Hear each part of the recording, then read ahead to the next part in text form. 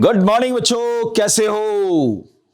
I think अच्छे होंगे। और वेक्टर टॉपिक के अंदर हम वेक्टर सब्ट्रैक्शन तक का खेल पूरा कर चुके थे। हमने लॉ ऑफ ट्राइंगल पढ़ा, लॉ ऑफ पैरेललोग्राम पढ़ा, लॉ ऑफ पॉलीगन पढ़ा। ये तीनों के तीनों लॉ एडिशन से रिलेटेड थे बच्चों, और एडिशन लॉ की हेल्प से ही हमने सब्ट्रैक्शन को पढ़ा। दो इक्वल मैग्नीट्यूड के वेक्टर किसी एंगल पर अगर काम करते तो एडिशन का रिजल्ट आता है 2a cos थीटा बाई 2 और सब्ट्रैक्शन का रिजल्ट आता है 2a sin थीटा बाई 2 के बराबर। बाकी और क्वेश्चंस अपन ने किए थे, दोनों को मिलाकर कैसे क्वेश्चंस अपन बनते हैं यूनिट वेक्टर पर बेस्ड, वो आपको समझा ही दिए थे मैंने। और चलिए अगले कंटेंट पर आते हैं। आज का कंटेंट है हमारा रिजोल्यूशन ऑफ वेक्टर, जिसको हम अपनी भाषा के अंदर यानी अपनी ही लैंग्वेज के अंदर कंपोनेंट ऑफ वेक्टर भी कहते हैं बच्चों। अब दिमाग में एक क्वेश्चन उठता है बच्चों, मेरे तो उठता था भाई जब मैं पढ़ता था तब, कि यार किसी वेक्टर को रिजॉल्व करने की जरूरत पड़ी क्यों, यानी उसके कंपोनेंट क्यों करने पड़ रहे हैं यार, हमें उसके टुकड़े क्यों करने पड़ते।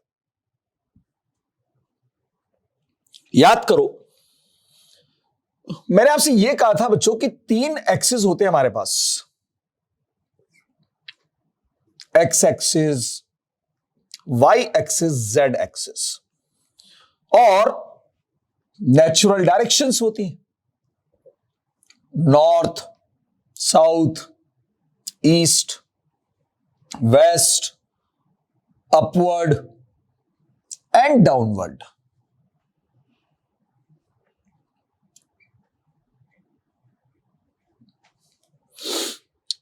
मैंने साथ में यह भी कहा था आपसे कि इन एक्सिस डायरेक्शन और नेचुरल डायरेक्शन को रिप्रेजेंट करने के लिए हमारे पास तीन स्टैंडर्ड यूनिट वेक्टर्स हुआ करते हैं बच्चों।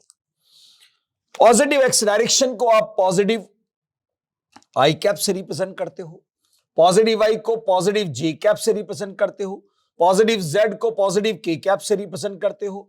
अगर नेगेटिव एक्स एक्सिस है तो माइनस आई कैप, नेगेटिव वाई एक्सिस है तो माइनस जे कैप, नेगेटिव जेड एक्सिस है तो माइनस के कैप। नॉर्थ ईस्ट को हम प्लस आई कैप से, वेस्ट को हम माइनस आई कैप से, नॉर्थ को हम प्लस जे कैप से, साउथ को हम माइनस जे कैप से, अपवर्ड को प्लस के कैप से, डाउनवर्ड को माइनस के कैप से, ऐसे रिप्रेजेंट करते हैं। अगर कोई वेक्टर क्वांटिटी एक्सिस डायरेक्शन में है या नेचुरल डायरेक्शन में है तो उनको तो हम वेक्टर फॉर्म में आसानी से लिख सकते हैं, आसानी से लिख सकते हैं। पर अगर मान लो कि कोई वेक्टर ऐसा हो, जैसे कि एज ए एग्जाम्पल समझिएगा जरा ध्यान से, मैं डायग्राम बनाने की कोशिश कर रहा हूं आपको बात समझाने के लिए। सपोज बच्चों ये एक्स एक्सिस है, ये वाई एक्सिस है, और ये हमारा ओरिजिन है। और मैंने आपसे कहा कि एक वेक्टर सपोज यहां पर ये ओ से लेकर पी तक के बीच का वेक्टर है, ये इसको मैं ए वेक्टर ए नाम दे देता हूं, और ये वेक्टर एक्स एक्सिस से कोई एक एंगल परफॉर्म कर रहा है। अगर ये वेक्टर पर्टिकुलर एक्स एक्सिस पर होता तो आप इसको, इस वेक्टर की वैल्यू लिख देते ए आई कैप। अगर ये वाई एक्सिस पर होता तो आप लिख देते A vector equal to A J cap. पर ना ये एक्स पर है ना ये वाई पर है, ये इनके बीच में है। अब इसको वेक्टर फॉर्म में हमें लिखना है तो हमें आवश्यकता पड़ी बच्चों रिजॉल्व करने की, यानी कि कंपोनेंट करने की। तो इसको हम रिजॉल्व करेंगे, कंपोनेंट करेंगे कैसे, ये समझने की बात है। ध्यान से देखो, मैं अगर इस वेक्टर के हेड से यानी कि एंड पॉइंट से अगर एक एक्स एक्सिस पर परपेंडिकुलर ड्रॉप करूं बच्चों, जो मुझे मिल रहा है सपोज एम पॉइंट तक, और एक परपेंडिकुलर ड्रॉप कर दूं मैं वाई एक्सिस पर, जो मुझे मिल रहा है सपोज एन पॉइंट पर, तो इस वेक्टर के हमें बीच में से दो टुकड़े करने हैं। तो इसका एक टुकड़ा जाएगा एक्स एक्सिस के अलोंग, ए का ही एक टुकड़ा है एक्स एक्सिस के अलोंग, और इस ए का दूसरा टुकड़ा है वाई एक्सिस के अलोंग। अब पक्की बात है, जब इसी वेक्टर के ये दो टुकड़े हैं, दो पार्ट्स हैं, तो इनको वापस से मिलाने पर यही बनना चाहिए। यानी कि इन दोनों टुकड़ों का ये रिजल्टेंट है, यानी कि इन दोनों टुकड़ों का ये क्या रिजल्टेंट है, क्योंकि इसी से ये दो बने, तो इनको वापस से मिलाने पर यही बनना चाहिए हमारा। तो किसी भी वेक्टर के पार्ट्स एक्सिस के अलोंग करना ही कहलाता है बच्चों कंपोनेंट। किसी भी वेक्टर, इंक्लाइंड वेक्टर के पार्ट्स करना अलोंग द एक्सिस कहलाता है कंपोनेंट करना। अब अगर मैं इस वेक्टर को लिखना चाहूं तो मुझे मालूम है कि इस वेक्टर को अगर मैं यहां शिफ्टेड मानूं तो पक्की बात है ये ए वाई होगा, अरे होगा, और इन दोनों कंपोनेंट का रिजल्टेंट ही ए वेक्टर बनेगा। मुझे अगर इस वेक्टर को वेक्टर फॉर्म में लिखना है तो भैया पहला पार्ट मेरा है ए एक्स, जो जा रहा है एक्स एक्सिस के अलोंग, तो प्लस आई कैप, और उसमें ऐड किया गया है वाई वाला, यानी कि ए वाई जे कैप। ये मेरा बन गया वेक्टर ए। पर अब मुझे पता करना है कि इस वेक्टर का ये पार्ट की वैल्यू कितनी है और इस पार्ट की वैल्यू कितनी है, वैल्यू पता करनी। अब वैल्यू कैसे पता करेंगे, ध्यान से देखो। जैसे ही आपने इस वेक्टर को यहां ये शिफ्ट किया तो आपको एक राइट एंगल ट्राइंगल के दर्शन हो गए, और राइट एंगल ट्राइंगल के लिए दो चीजें हमेशा वैलिड करती हैं, एक पाइथागोरस थ्योरम और एक पंडित बद्री प्रसाद अपॉन हरर भोले टिग्नोमेट्रिकल कंसेप्ट, यानी टी रेशियोज, टिग्नोमेट्रिकल रेशियोज। मुझे इसके अंदर राइट एंगल ट्राइंगल में अगर एक साइड पता है जो मुझे गिवन थी भाई ए वेक्टर, तो और एक एंगल पता हो, तो बाकी की रिमेनिंग साइड तो हम पंडित बद्री प्रसाद अपॉन हरर भोले से ही पूछ सकते हैं भाई। ध्यान से देखो, इन ट्राइंगल ओएमपी की बात मैं कर रहा हूं। अगर मैं यहां पर कॉस थीटा निकालता हूं बच्चों, जो आपको पता है बेस अपॉन हाइपोटेनियस होता है, बेस की वैल्यू यहां पर ए एक्स और हाइपोटेनियस की वैल्यू ए के बराबर है, तो मैं यहां पर ए एक्स अपॉन ए लिख सकता हूं भाई। तो यहां से मैं अगर ए एक्स को कैलकुलेट करूंगा तो ए इधर चला जाएगा, तो ए एक्स की वैल्यू क्या बनी बच्चों, ए कॉस थीटा के बराबर। ऐसे ही अगर मैं यहां से साइन थीटा को कैलकुलेट करता हूं तो बच्चों होता है perpendicular upon hypotenuse, perpendicular angle के अपोजिट साइड जो ए वाई है, हाइपोटेनियस ए के बराबर है। यहां से मैं अगर ए वाई की वैल्यू को कैलकुलेट करूंगा तो क्या बनेगा बच्चों, ये ए साइन थीटा के बराबर। ये आ गई हमारी दोनों कंपोनेंट्स की वैल्यू। तो इसी को मैं अब ऐसे लिख सकता हूं, A vector equal to A cos A X की जगह पर A cos theta I cap, और ए वाई की जगह पर A sine theta J cap. ये लीजिए वेक्टर फॉर्म में जो वेक्टर आपको दिया हुआ था, ये इसको रिजॉल्व करना कहते हैं बच्चों, इसको रिजॉल्व करना कहते हैं, यानी कि कंपोनेंट्स करना हो गया। और ये कंपोनेंट हमें ये बता रहा है बच्चों, बार बार आपको ये पंडित बद्री प्रसाद अपन हरर भोले का कंसेप्ट नहीं लगाना है, कंसेप्ट को सीख लीजिएगा कि गिवन वेक्टर जिस एक्सिस से एंगल बनाएगा, या एक्स एक्सिस से बना रखा है, तो जिस एक्सिस से कंपोनेंट बनाएगा उस एक्सिस पर हमेशा कॉस का ही कंपोनेंट आएगा, और उसके परपेंडिकुलर वाला हमेशा वाई का ही कंपोनेंट होगा, मतलब साइन वाला कंपोनेंट होगा। अगर ये वेक्टर मान लो वाई एक्सिस से कंपोनेंट बना रहा होता तो वाई वाला कॉस का बन जाता और एक्स वाला साइन का बन जाता, यानी यहां ए वाई की जगह पर ए कॉस थीटा लिखा जाता और ए एक्स की जगह पर ए साइन थीटा लिखा जाता, तब जब ये एंगल थीटा यहां की जगह यहां पर बन रहा होता, तो यहां ए साइन थीटा आई कैप आता और यहां ए कॉस थीटा जे कैप आता। अब हम सबको पता है यार कि इस वेक्टर का, इसी वेक्टर के दो टुकड़े किए गए हैं, यानी दो पार्ट्स किए गए हैं, तो इन दोनों पार्ट्स से वापस से यही वेक्टर बनना चाहिए, यानी कि जितना इसका मैग्नीट्यूड उतना दिखना चाहिए ना भाई आपको। तो जब वेक्टर फॉर्म आपके पास होती है तो उसका मैग्नीट्यूड निकालना सबको आता है। मैग्नीट्यूड ऑफ ए वेक्टर अगर आप निकालोगे तो आपको यहां अंडर रूट कोएफिशिएंट ऑफ आई का स्क्वायर, जो मैंने बताया था ए एक्स स्क्वायर मतलब ए स्क्वायर कॉस स्क्वायर थीटा हो जाएगा, यहां बन जाएगा ए स्क्वायर साइन स्क्वायर थीटा। दोनों में से ए स्क्वायर कॉमन लेकर स्क्वायर रूट करोगे तो ए बनकर बाहर आएगा, और अंडर रूट के अंदर रह जाएगा cos square theta plus sine square theta. और आपको पता है cos square theta plus sine square theta 1 के बराबर होता है, तो इसका मैग्नीट्यूड देख लो, वापस से ए बना कि नहीं बना बच्चों?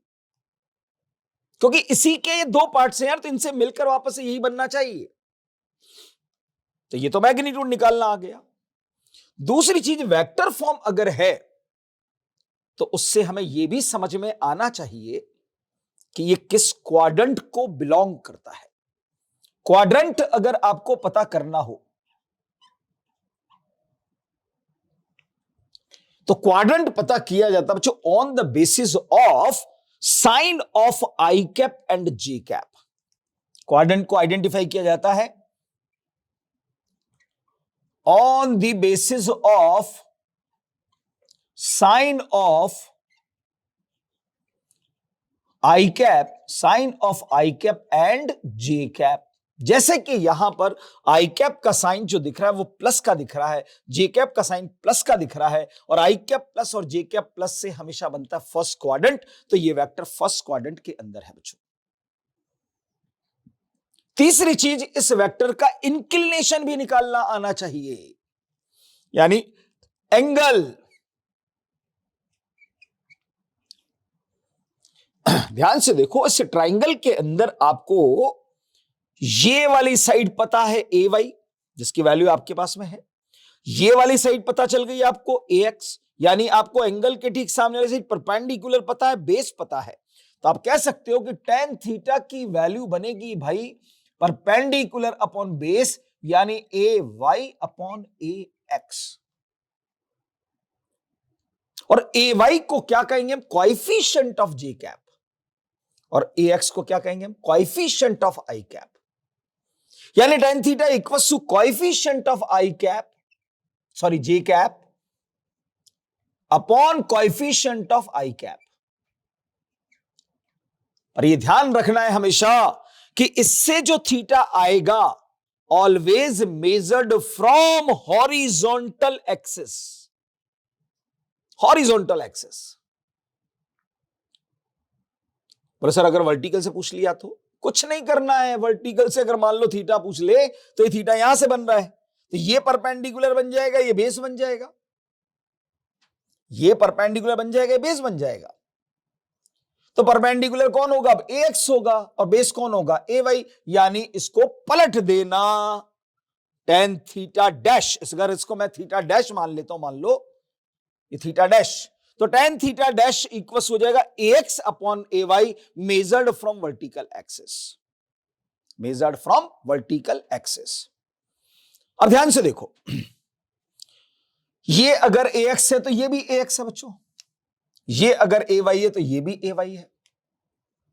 दोनों अगर इक्वल मैग्नीट्यूड के हैं तो ये एक स्क्वायर है, और अगर दोनों अगर अनइक्वल मैग्नीट्यूड तो एक रेक्टेंगल है।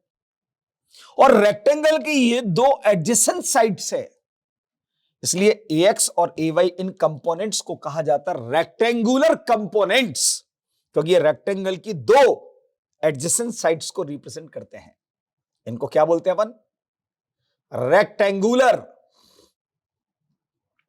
कंपोनेंट्स कहा जाता है बच्चों।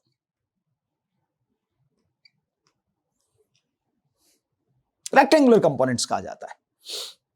और ये कौन सा डायमेंशनल वेक्टर हुआ? क्योंकि ये दो डायरेक्शन को रिप्रेजेंट कर रहा है, इसलिए टू डायमेंशनल होगा। अगर इसमें कहीं z भी होता, अभी पढ़ेंगे अपन, थ्री डायमेंशनल वेक्टर का रिजोल्यूशन भी देखेंगे अपन, अभी तो सिर्फ मैं टू डायमेंशन की बात समझा रहा हूं आपको। मेरे हिसाब से रिजोल्यूशन का क्या मतलब है ये समझ में आ गया कि उसके पार्ट्स कर देना, और जो पार्ट आपने किए उन पार्ट्स को हम कहते हैं रेक्टेंगुलर कंपोनेंट्स, और वो दोनों कंपोनेंट्स हमेशा एक दूसरे के परपेंडिकुलर होते हैं। गिवन वेक्टर जिस वेक्टर से, जिस एक्सिस से एंगल बनाएगा वो कॉस का कंपोनेंट होगा, दूसरा वाला साइन का कंपोनेंट होगा।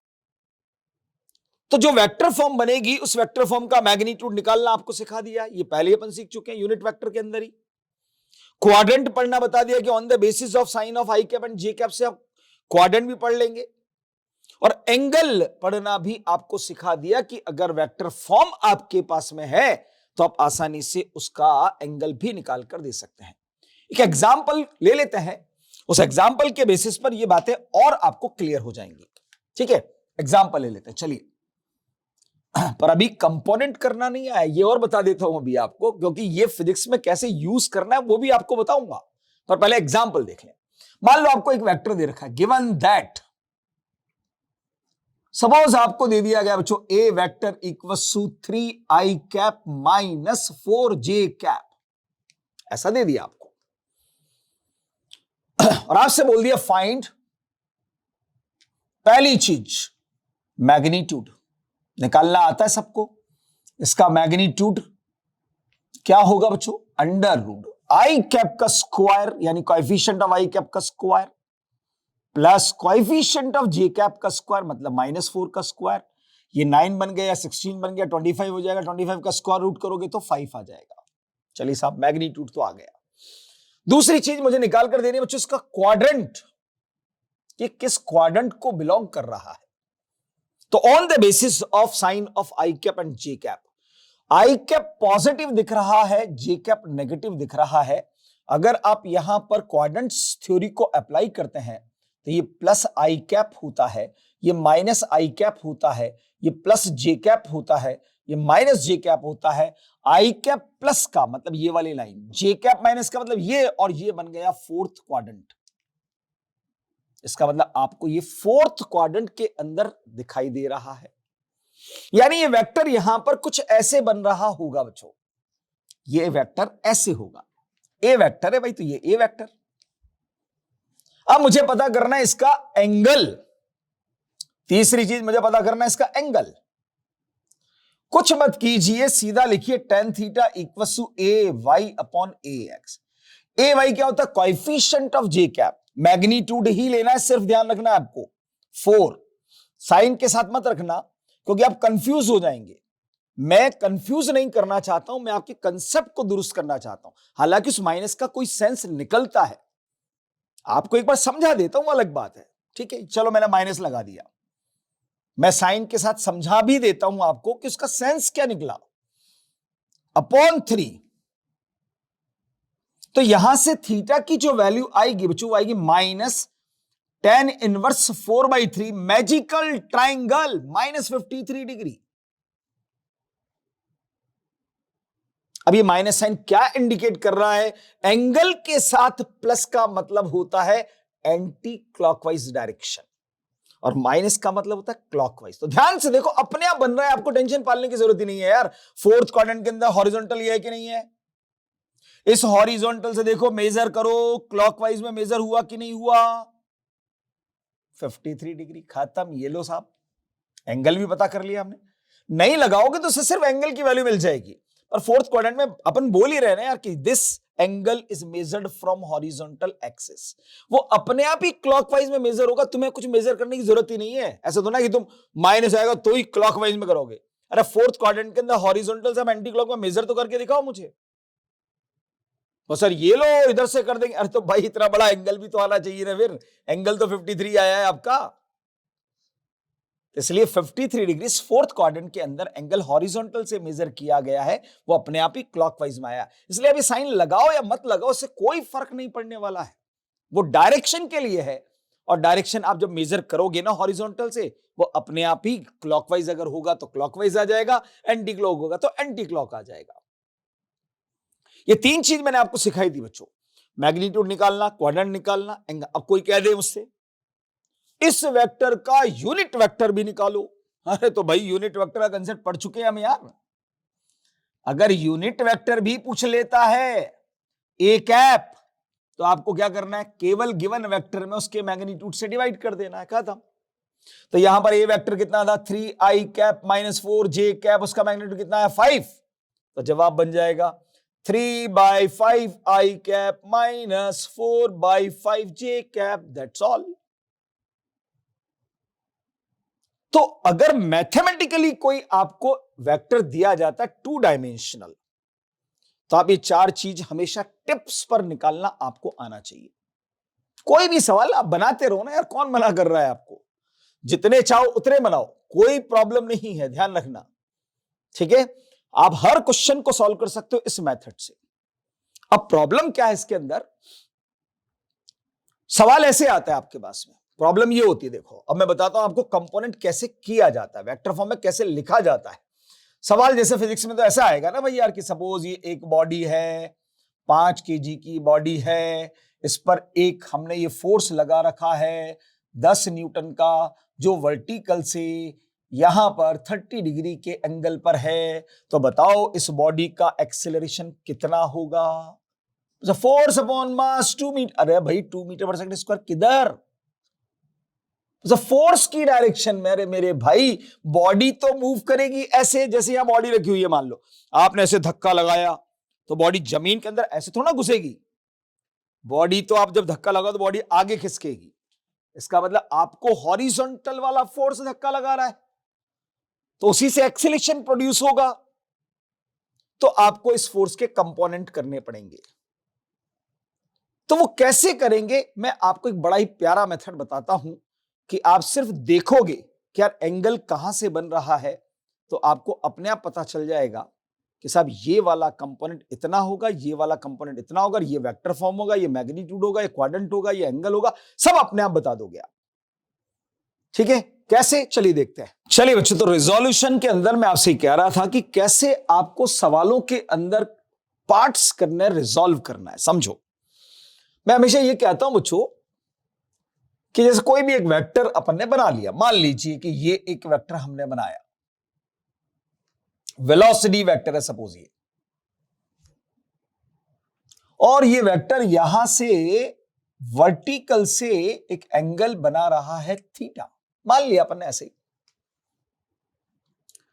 अब आपको इस वेलोसिटी को वेक्टर फॉर्म में लिखना है, तो मैं हमेशा कहता हूं कि वेक्टर जो होता है ना बच्चों, वेक्टर फिजिक्स के लिए उस वेक्टर को हमने दर्जा दिया हुआ है गॉड, यानी कि भगवान। भगवान है, फिजिक्स के लिए भगवान है वेक्टर। तो भैया ये भगवान है और हम इसके दर्शन कर रहे हैं, मतलब हम भक्त हैं, हम भक्त हैं, ध्यान रखना। तो पहले यह पता करो कि भाई इस भगवान का मंदिर कौन सा है, मंदिर मतलब क्वाड्रंट कौन सा है। और आपको बताए कि भगवान और भक्त के बीच में एक रिलेशन होता है, और भक्त की जगह हमेशा भगवान के चरणों में होती है। यह भगवान का सिर है, ध्यान रखना, हेड, और यह भगवान की टेल यानी कि उसके चरण। और भक्त की जगह कहां होती है, चरणों में होती है, सिर पर नहीं होती है। ध्यान रखना कि भगवान के सिर पर जाकर बैठ जाओ, चरणों में चले जाइए और तुरंत क्वाड्रेंट्स बना दीजिए। अपने आप पता चल गया भगवान तीसरे क्वाड्रेंट में विराजमान है, ये फर्स्ट, ये सेकंड, ये थर्ड। और इस मंदिर के यानी इस क्वाड्रेंट की 2 दीवार हैं बच्चों, एक नेगेटिव एक्स है और एक नेगेटिव वाई है। तो इसके रिजोल्यूशन एक नेगेटिव एक्स पर जाएगा और एक नेगेटिव वाई पर जाएगा। तो ये इस वी का ये वाला कंपोनेंट वी एक्स होगा, क्योंकि ये एक्स एक्सिस होता है। ये वाला कंपोनेंट वी वाई होगा, पर इस वी वाई की वैल्यू क्या होगी, क्योंकि वी वेक्टर इसी से एंगल बना रहा है, तो ये कॉस का कंपोनेंट होगा और ये साइन का कंपोनेंट होगा। अब आपको लिखना है इसको वेक्टर फॉर्म के अंदर, और वेक्टर फॉर्म आपकी कहती है मैग्नीट्यूड के साथ डायरेक्शन। तो भैया मेरा पहला मैग्नीट्यूड मुझे दिख रहा है वी साइन थीटा पर, ये दिख रहा है माइनस आई कैप में, तो इसको लिखूंगा माइनस वी साइन थीटा आई कैप। और ये वाला दिख रहा है माइनस जे कैप में, तो माइनस वी कॉस थीटा जे कैप। ये लीजिए साहब, आपने उस वेक्टर को लिख दिया वेक्टर फॉर्म के अंदर। मान लो अब आपको ऐसे दे दिया गया, ये मान लो कोई फोर्स वेक्टर है, फोर्स वेक्टर है, और आपको एंगल यहां से दिया गया मान लो अल्फा, और कहा कि भैया इस वेक्टर फोर्स को वेक्टर फॉर्म में लिखो, या आपको जरूरत पड़ रही है वेक्टर फॉर्म में लिखने की। ध्यान रहे, वेक्टर क्या है? गॉड, मतलब भगवान, और हम इस भगवान के दर्शन कर रहे हैं, मतलब हमें भक्त। और भक्त की जगह कहां होती है? चरणों में होती है। सिर पर मत बैठ जाना। उसने कोशिश करिए कि भगवान के सिर पर बैठो, इसलिए एंगल यहां दे दिया उसने। आपको जाना है चरणों में, तुरंत एक्सिस बनाइए, पता चल गया भगवान सेकंड क्वाड्रेंट में विराजमान है। ये एंगल अल्फा है तो जेड बन रहा है, ये भी अल्फा ही होगा। तो इस फोर्स का एक कंपोनेंट वाई एक्सिस पर जाएगा, ये एफ वाई होगा, और एक कंपोनेंट एक्स एक्सिस पर जाएगा, ये एफ एक्स होगा। जिस एक्सिस से एंगल बनेगा वो कॉस का होगा, यानी ये एफ कॉस अल्फा होगा, और ये एफ साइन अल्फा होगा। फोर्स को वेक्टर फॉर्म में लिखना है आपको। ये वाला कंपोनेंट माइनस आई कैप में है तो माइनस एफ साइन अल्फा आई कैप, ये वाला प्लस जे कैप में है तो प्लस एफ कॉस अल्फा जे कैप। ध्यान से देखो, अपने आप यहां पता चल जाएगा फिर आपको। आई कैप माइनस का, जे कैप माइनस का, दोनों माइनस के तो थर्ड क्वाड्रेंट बनता है भाई। थर्ड क्वाड्रेंट में जिस एक्सिस से एंगल बनेगा वो कॉस का, तो जे कैप के साथ कॉस आ रहा है, देख लीजिए आप। यहां पर भी देख लीजिए, जे कैप प्लस का है, आई कैप माइनस का है। I minus J plus, I minus J plus, second quadrant. Second quadrant में दिख रहा है कि कॉस किसके साथ है? जे कैप के साथ। इसका मतलब ये फोर्स वाई एक्सिस के साथ एंगल बना रहा है भाई, वाई एक्सिस के साथ एंगल। मेरे हिसाब से बात समझ में आ गई होगी। अब जैसे मैंने क्वेश्चन दिया था आपको कि ये बॉडी है भाई, 5 kg की बॉडी मैंने ली थी बच्चों, इस पर ये फोर्स लगाया था मैंने 10 न्यूटन का, और आपको यहां से एंगल 30 डिग्री का दिया हुआ था, 30 डिग्री। तो इस फोर्स को वेक्टर फॉर्म में लिखना है अब आपको। कहां जाओ? भगवान की पूंछ पर। तुरंत क्वाड्रेंट बनाओ, पता चला थर्ड क्वाड्रेंट के अंदर है। थर्ड क्वाड्रेंट के अंदर आया था ये रहा, देख लीजिए। इसका एक कंपोनेंट नेगेटिव एक्स पर होगा, दूसरा कंपोनेंट नेगेटिव वाई पर होगा। मुझे मालूम है कि इस एफ एक्स की जो वैल्यू बनेगी वो 10, ये एंगल कहां से बना है? वर्टिकल से। ये 30 डिग्री का एंगल, ये वाला कॉस का होगा, साइन का होगा। 10 साइन 30 होगा, यानी 5 न्यूटन होगा। एफ वाई की बात करूं तो 10 कॉस 30 होगा, यानी कि 5√3 न्यूटन होगा। कॉस 30 √3/2, 2 से कैंसिल कर दिया। एफ एक्स एफ वाई आ गए। अब फोर्स को वेक्टर फॉर्म में लिखना है, एक माइनस एक्स, एक माइनस वाई। तो माइनस 5 आई कैप माइनस 5√3 जे कैप लीजिए भाई। डायग्राम से मैथमेटिकल फॉर्म, मैथमेटिकल से डायग्राम फॉर्म, आराम से आप कन्वर्ट कर सकते। मान लो यही दिया होता आपको, given that f factor equals to, magnitude निकाल लीजिए, 10 ही आएगा। क्वाड्रेंट देख लीजिए, आई कैप माइनस का, जे कैप माइनस का, थर्ड क्वाड्रेंट ही आ रहा है। एंगल निकालना, tan theta equals to A Y upon A X, मतलब F Y upon F X. ये डिवाइडेड बाई ये करोगे 5 से 5 √3, और भैया tan थीटा की वैल्यू √3, तो अल्फा की वैल्यू 60 डिग्री, पर वो हॉरिजॉन्टल से आएगा। ये 30 डिग्री अगर वर्टिकल से बनना है तो हॉरिजॉन्टल से 60 आएगा ना। आया समझ में? तो वर्टिकल से 30 डिग्री लिख दीजिए, वर्टिकल से निकाल लो यार, ax अपॉन ay कर दीजिए, 5/5 √3 आएगा। इसका मतलब थीटा कितना होगा? 30 डिग्री का होगा। ये लीजिए, मैथमेटिकल से ग्राफिकल, ग्राफिकल से मैथमेटिकल, हर तरीके से उल्टा सुल्टा सब तरीके से आपको आना चाहिए।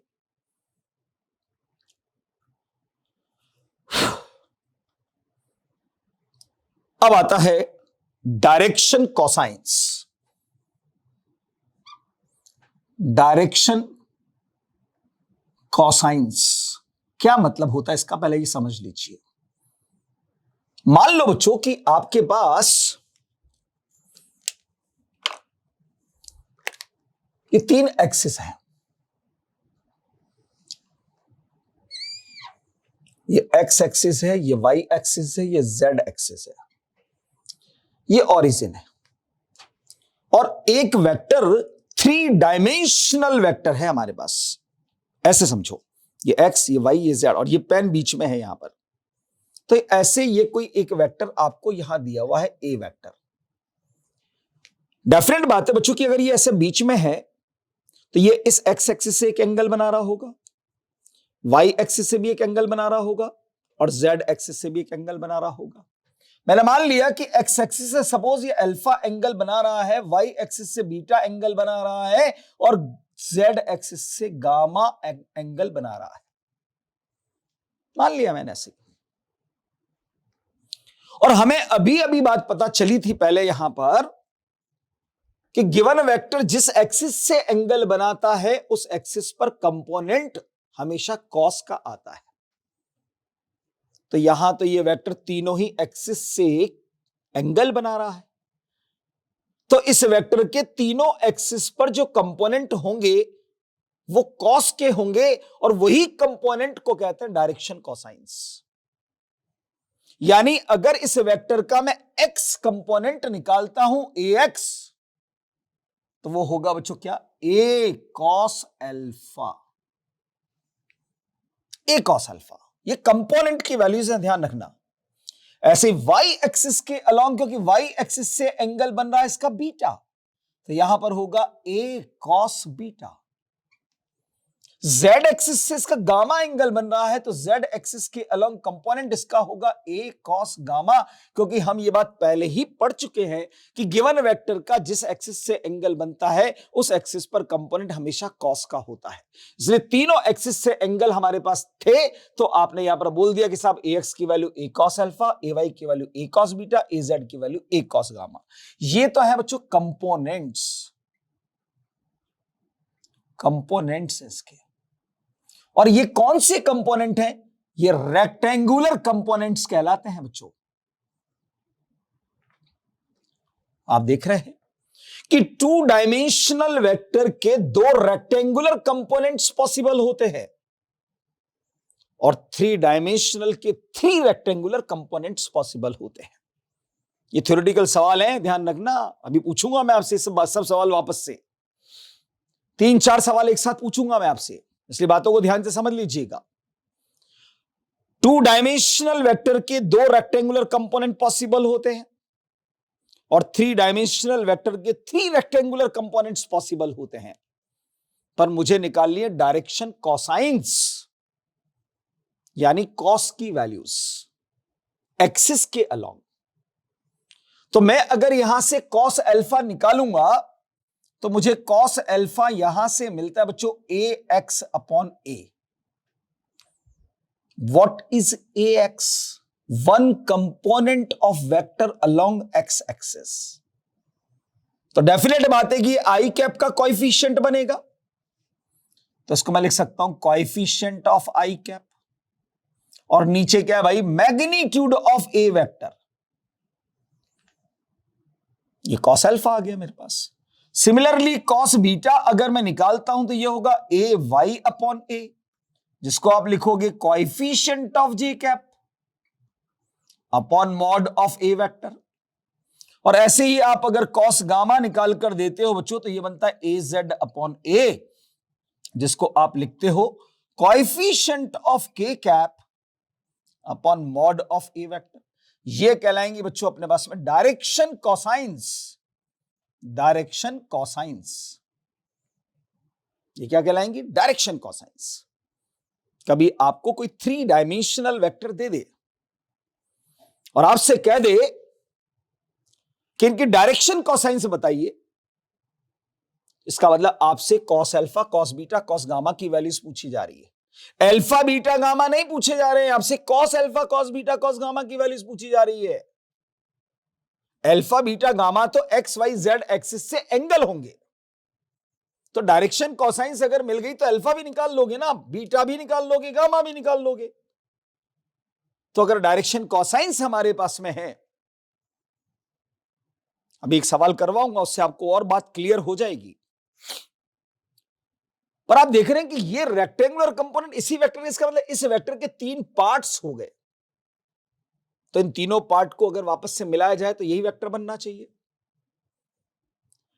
यानी कि इन तीनों वेक्टर के मैग्नीट्यूड का सम इस वेक्टर के मैग्नीट्यूड के बराबर आ जाना चाहिए।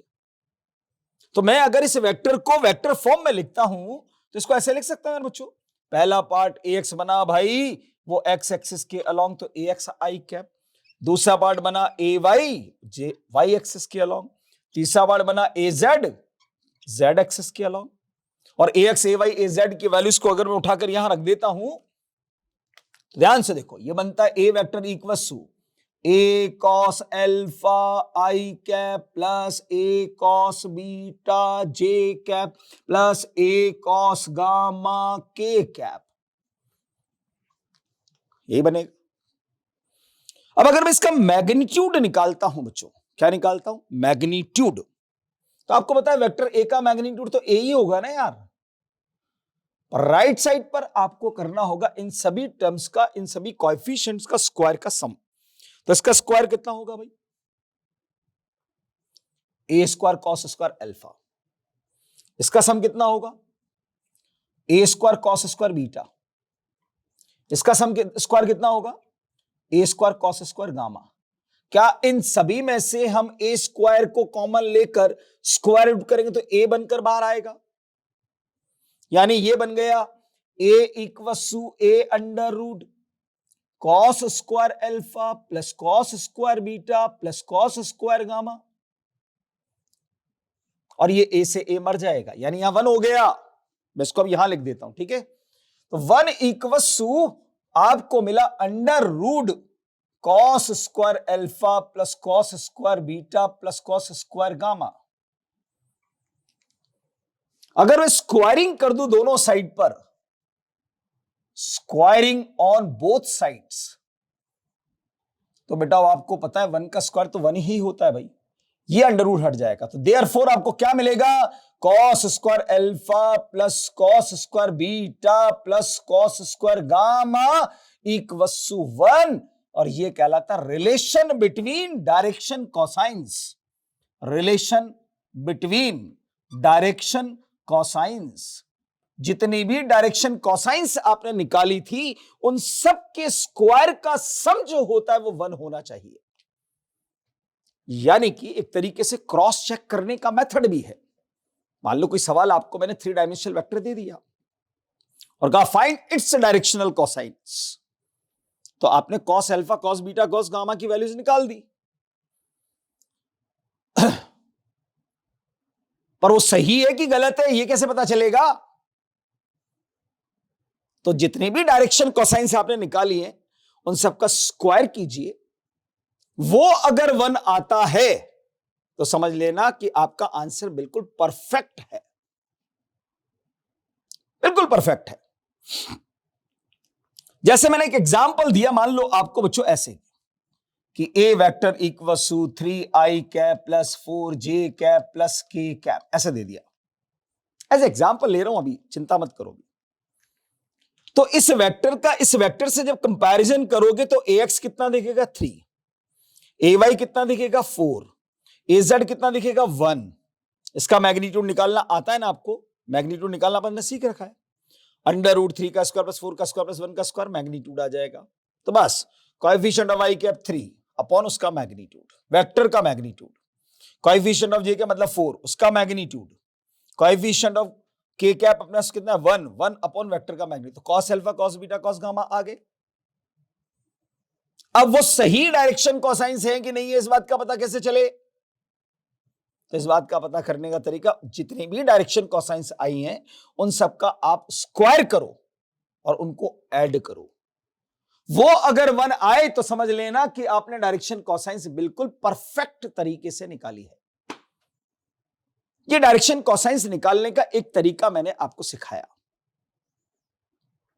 ठीक है। मैं एक तरीके से और डायरेक्शन कोसाइंस आपको निकाल कर देता हूं, क्योंकि आपने अगर इसको बहुत अच्छे से समझ लिया है तो डायरेक्शन कोसाइंस आपको पहले से ही निकालना आता था, पहले से ही निकालना आपको आता था। कैसे?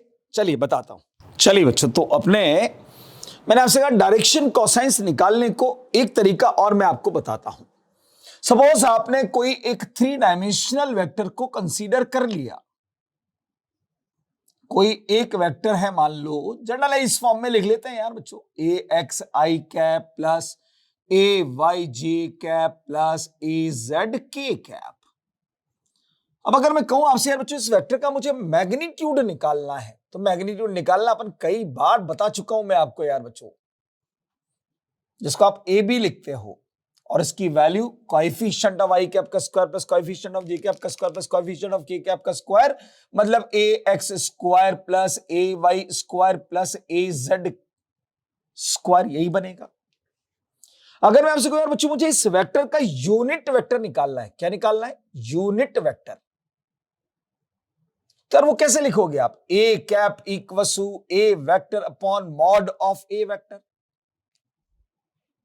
और आपको ए वेक्टर क्या दिया हुआ था बच्चों? मैंने ए x I cap plus A Y J cap plus A Z के कैप, और इसको मैं नीचे लिख देता हूं ए, मतलब मॉड ऑफ ए, क्या लीजिए? मैग्नीट्यूड, ये वाला। इसी को मैं ऐसे लिख सकता हूं क्या बच्चों? A cap equal to A X upon A I cap, A Y upon A J cap, A Z upon A K cap. अब ध्यान से देख, किसी वेक्टर का यूनिट वेक्टर निकाल दो तो डायरेक्शन कोसाइन डायरेक्ट मिल जाती है। ये क्या है? यही तो कॉस अल्फा है मेरे बेटा। ये क्या है? ये कॉस बीटा है। ये क्या है? कॉस गामा है भाई, कॉस गामा। कोई भी थ्री डायमेंशनल वेक्टर की डायरेक्शन कोसाइन से निकालनी हो तो आप सबसे पहले उसका यूनिट वेक्टर निकाल दो, और जो कोएफिशिएंट्स आएंगे यूनिट वेक्टर के वही cos alpha, cos beta, cos gamma होंगे। क्योंकि कॉस अल्फा की वैल्यू ए एक्स अपॉन ए तो लिखी थी आपने, कॉस बीटा की वैल्यू ए वाई अपॉन ए तो लिखा था, कॉस गामा की वैल्यू ए जेड अपॉन ए तो लिखा था आपने, वही चीज है ये। तो डायरेक्शन कोसाइंस आ गई आपकी। अब वो डायरेक्शन कोसाइंस परफेक्ट आई है नहीं आई है तो उन सबका स्क्वायर करो और सम के बराबर सम कर दीजिए, वो 1 आ जाए तो समझ लो डायरेक्शन कोसाइन बिल्कुल सही आ गई हमारी। यानी कि सभी डायरेक्शन कोसाइन के स्क्वायर का सम जो होता है बच्चों वो हमेशा 1 होना चाहिए। ये डायरेक्शन कोसाइंस में रिलेशंस कहलाता है बच्चों, ठीक है, रिलेशन बिटवीन डायरेक्शन कोसाइंस। एक बार सवाल पूछा गया बच्चों, सवाल क्या था सुनिए, 2 साल कंटिन्यूअस ईयर में पूछा गया था वेक्टर का सवाल। ये vector a makes an angle alpha beta gamma from x y z axis respectively, then what will be the value of cos square alpha plus cos square beta plus cos square gamma. पता है answer 1 है। एक साल तो ये पूछा, पर just उसके नेक्स्ट ईयर फिर सवाल आया, यही वाला सवाल, और वो क्या था? Vector P makes an angle alpha beta gamma from x y z axis respectively, then what will be the value of sine square alpha plus sine square beta plus sine square gamma. बोले sir हमें तो cos की values बताई थी आपने, sign की value तो बताई नहीं थी, तो हम कैसे टिक करके आते? अरे भाई कॉस को साइन में कन्वर्ट कर ले यार, sine square theta plus cos square theta equal to 1 होता है ना, तो कॉस स्क्वायर थीटा की जगह 1 माइनस साइन स्क्वायर थीटा लिखा जा सकता है। तो मैं इस कॉस स्क्वायर अल्फा की जगह पर 1 माइनस साइन स्क्वायर अल्फा लिख सकता हूं, प्लस कॉस स्क्वायर बीटा की जगह 1 माइनस साइन स्क्वायर बीटा लिख सकता हूं, प्लस कॉस स्क्वायर गामा की जगह पर 1 माइनस साइन स्क्वायर गामा लिख सकता हूं, इक्वल टू 1। अब देखो 1 प्लस 1 प्लस 1 3 बन गया, इन सब के आगे माइनस लग रहा है तो माइनस कॉमन ले लेता हूं, तो ब्रैकेट में क्या आया? Sine square alpha plus sine square beta plus sine square gamma equal to 1। 3 को उधर ले जाओ तो -2 आ जाएगा, माइनस से माइनस कट जाएगा, तो sine square alpha plus sine square beta plus sine square gamma equal to क्या बन जाएगा? 2। This is called relation between science.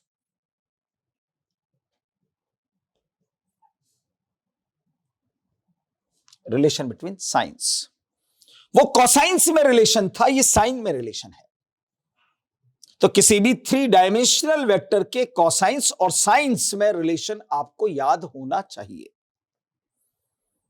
मान लो अब आपको एक सवाल अपन करके देखते हैं, चलिए समझना भाई ध्यान से। गिवन दैट एक ही सवाल से गाड़ी समझ में आ जाएगी आपको। ए वेक्टर की वैल्यू आपको दे दी आई कैप प्लस जे कैप प्लस रूट 2 के cap. Find its direction cosines and angle of vector from all 3 axis. तीनों एक्सिस से एंगल भी आपसे पूछ लिया गया। सवाल हमारा ये है। चलो बताया अभी आपको कि कोई भी 3 डायमेंशनल वेक्टर तो सबसे पहला काम होगा उसका यूनिट वेक्टर निकाल लीजिए। यूनिट वेक्टर निकालने के लिए पहले उसके मैग्नीट्यूड की हमें जरूरत पड़ती है, तो पहले इसका मैग्नीट्यूड निकालो भाई।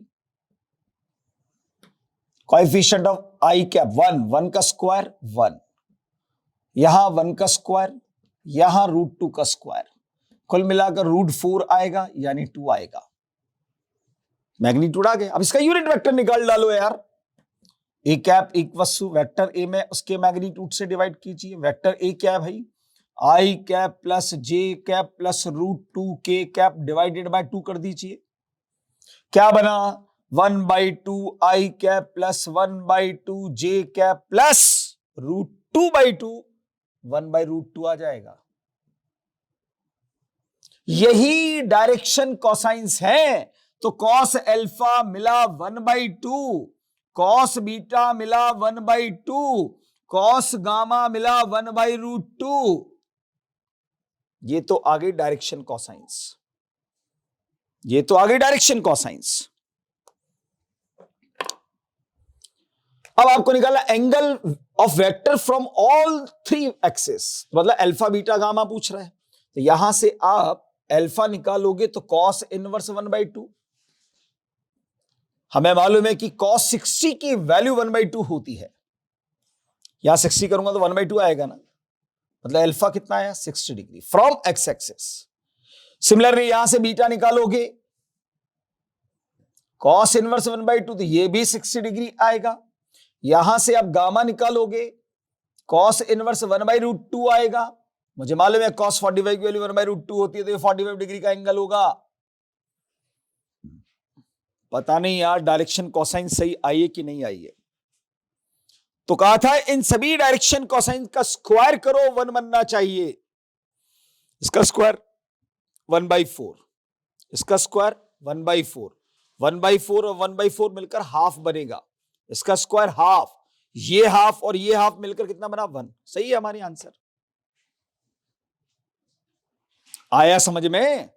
डायरेक्शन कोसाइंस भी आपने निकाल दी बच्चों। रिजोल्यूशन ऑफ वेक्टर इससे ज्यादा नहीं है बच्चों, पर मेरा सवाल अभी भी बाकी है। मैंने आपसे कहा था कि जैसे ही खत्म होगा मैं सवाल पूछूंगा आपसे। मान लो आपसे मैंने सवाल पूछ लिया कि how many maximum components are possible of 2 dimensional vector. How many maximum components are possible of 2 dimensional vector. तो आप कहोगे सर 2। ठीक है, मान लेता हूं। सर कैसे बताया? बोले सर आपने ही तो बताया था 2 डायमेंशनल के 2 होते हैं, 3 डायमेंशनल के 3 होते हैं। मैंने पूछ लिया अगर मान लो आपसे how many maximum components are possible of 3 dimensional vector, तो आप कहोगे सर 3। ठीक है, पर अगर मैंने ये बोल दिया आपसे, अब सवाल अगर ध्यान से नहीं सुना ना तो मारे जाओगे आप ऐसे ही, जैसे कि आपके दोनों आंसर गलत हैं। आपके दोनों आंसर गलत है। 2 सवाल पूछे, दोनों के आंसर आपने गलत दिए मुझे। मैंने पहले पूछा था how many maximum components are possible of 2 dimensional vector, तो आपने जवाब दिया मुझे 2। सवाल को फिर सुन लीजिए, मैंने क्या बोला? How many maximum components are possible of 2 dimensional vector. अब यही सवाल मैं आपके आंसर को करेक्ट करने के लिए बोल रहा हूं। अब how many maximum rectangular components are possible of 2 dimensional vector. अब 2 आंसर जाएगा। अरे भाई, पहले जो सवाल पूछा था उसमें रेक्टेंगुलर कंपोनेंट नहीं बोला था मैंने सिर्फ कंपोनेंट बोला था, कंपोनेंट। और अब मैंने जब दोबारा पूछा तो अब रेक्टेंगुलर कंपोनेंट पूछा है, तो रेक्टेंगुलर कंपोनेंट अगर 2 डायमेंशनल के पूछेंगे तो 2 है, 3 डायमेंशनल के रेक्टेंगुलर कंपोनेंट अगर मैक्सिमम पूछेगा तो 3 है। पर मैंने पूछा सिर्फ कंपोनेंट। तो किसी भी, कोई सा भी डायमेंशनल वेक्टर हो, 1 डायमेंशनल हो, 2 डायमेंशनल हो, 3 डायमेंशनल हो, अगर उसके कंपोनेंट पूछे जा रहे हैं तो मैक्सिमम अगर पूछे जा रहे हैं तो उसके इनफाइनाइट कंपोनेंट्स होते हैं। तो सर किसी वेक्टर के इनफाइनाइट कंपोनेंट, कंपोनेंट का मतलब था टुकड़े करना, पार्ट्स करना। तो सर कैसे होंगे इनफाइनाइट कंपोनेंट, समझाओ। ले भाई समझ ले। एग्जाम्पल दे रहा हूं कि सपोज मैंने आपसे कहा ए वेक्टर की वैल्यू है 10 आई कैप। ये कौन सा डायमेंशनल पहले बताओ। 1 डायमेंशनल, क्योंकि एक की डायरेक्शन है तो 1 डायमेंशनल। पूछ लिया भाई कि बता इसके मैक्सिमम कितने कंपोनेंट्स हो सकते हैं, तो जवाब है इनफाइनाइट कंपोनेंट्स हो सकते हैं। तो कैसे? कंपोनेंट का मतलब होता है पार्ट्स करना, टुकड़े करना। क्या मैं इसी वेक्टर को लिखना चाहूं तो ऐसे लिख सकता हूं बच्चों, 10 आई कैप है ना, तो I cap plus I cap plus I cap plus dash dash dash dash 10 times 10 बार लिख दूं तो ये 10 टुकड़े तो मैंने कर दिए इसके। तो 10 ही तो कर पाए, इनफाइनाइट कहां कर पाए। और देख अभी आगे, अब इसी आई कैप को मैं लिखना चाहूं तो ऐसे लिख सकता हूं कि बेटाओ I cap by 2 plus I cap by 2। फिर अगले वाले को भी I cap by 2 plus I cap by 2, यानी हर आई कैप के 2-2 टुकड़े, 20 बार हो गया। अच्छा सर, अब आप आई बाई 2 के टुकड़े करने वाले हो। यस, अब आप इसको लिख दो I cap by 4 plus I cap by 4 plus dash dash dash 40 times. 40 से 80 बनाया जा सकता है। आई कैप बाई 4 के फिर 2 टुकड़े करो, I cap by 8 plus I cap by 8 plus dash dash dash 80 times. तो भैया चलते चलो ना गाड़ी, आप बढ़ाते चलो, कितने टुकड़े होंगे? इनफाइनाइट टुकड़े होंगे भाई। तो किसी भी 1 डायमेंशनल के मैंने आपको करके बताए इनफाइनाइट टुकड़े। सर 2 डायमेंशनल आ जाए तो तेरा दिल करे जो लिखना है यार 2 डायमेंशनल। दूसरा एग्जांपल ले ले, चल 2 डायमेंशनल का भी दिखा देता हूं। 2 डायमेंशनल हो, 3 डायमेंशनल हो, कोई सा भी डायमेंशनल हो, कंपोनेंट इनफाइनाइट होते हैं। ए वेक्टर की वैल्यू मान लो आपको दे दी 3 आई कैप प्लस 4 जे कैप। अभी तो 2 रेक्टेंगुलर कंपोनेंट्स की फॉर्म में लिखा हुआ है ये। अब इसी को ऐसे लिख सकता हूं, ध्यान से देखो, इस 3 आई कैप को आई cap plus I cap plus I cap, इसको जे कैप प्लस जे कैप प्लस जे कैप प्लस जे कैप। 7 टुकड़े कर दिए मैंने, 3 ये 4 ये। अब इन 3 से 6 बनाए जा सकते हैं, 4 से 8 बनाए जा सकते हैं, 6 से 12 बनाए जा सकते हैं, 8 से 16 बनाए जा सकते हैं। आगे बात समझ में? 3 से 6 बनाए, 6 से 12 बनाए, 12 से 24 बनाए, 24 से 48 बनाऊंगा 48। 4 से 8 बनाए, 8 से 16 बनाऊंगा, 16 से 32 बनाऊंगा, 32 से 64 बनाऊंगा, डैश डैश डैश इनफाइनाइट टुकड़े इसके भी मैं कर सकता हूं। तो सवाल की लैंग्वेज में आपने ध्यान से सुना, मैंने पूछा था किसी 2 डायमेंशनल वेक्टर के मैक्सिमम कितने कंपोनेंट किए जा सकते हैं, तो जवाब है इनफाइनाइट। पर अगर वही सवाल मैंने ऐसे पूछा होता कि किसी वेक्टर के किसी 2 डायमेंशनल वेक्टर के मैक्सिमम कितने रेक्टेंगुलर कंपोनेंट हो सकते हैं, तो वो सिर्फ 2 हो सकते हैं। 3 डायमेंशनल के 3 रेक्टेंगुलर कंपोनेंट्स हो सकते हैं, पर कंपोनेंट तो इनफाइनाइट होते हैं, ध्यान रखना। यहां पर ये हमारा रिजोल्यूशन ऑफ वेक्टर कंप्लीट होता है बच्चों। अब वेक्टर के अंदर सिर्फ बचा हुआ हमारे पास में प्रोडक्ट ऑफ वेक्टर्स। चलिए वो अगली क्लास के अंदर पढ़ेंगे बच्चों हम प्रोडक्ट ऑफ वेक्टर्स को। ठीक है, थैंक यू सो मच।